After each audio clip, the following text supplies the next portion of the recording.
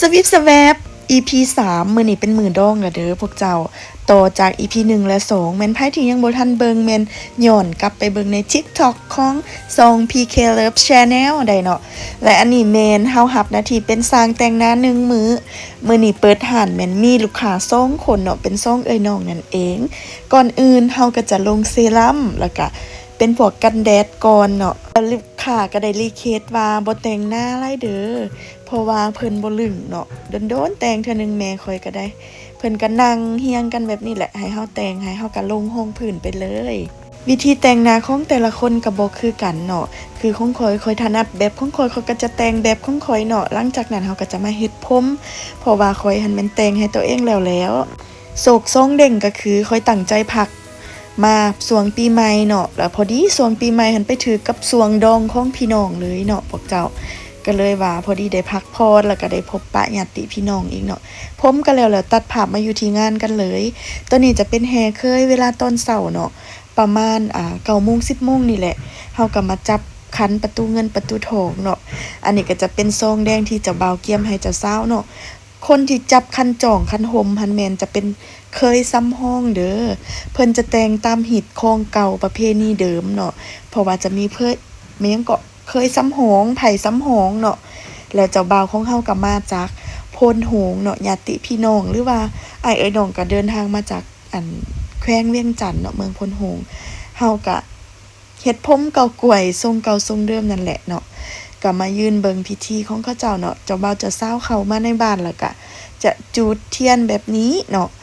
ผู้ใหญ่ก็จะโอ้ร่วมกันในเรื่องพิธีต่างๆเนาะเฮ็ดไปตามหิตเก่าคงเดิม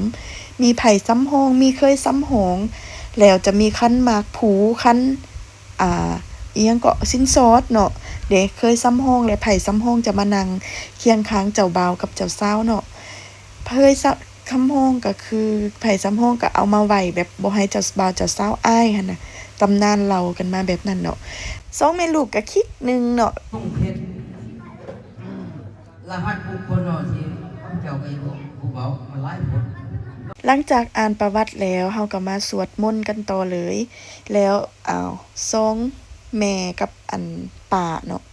อันนี้จะแม่นน้องชายแม่เด้ออันนี้จะแม่นพ่อของเฮานั่นเองเฒ่าแฮงแล้วก็ผมขาวเบิดละ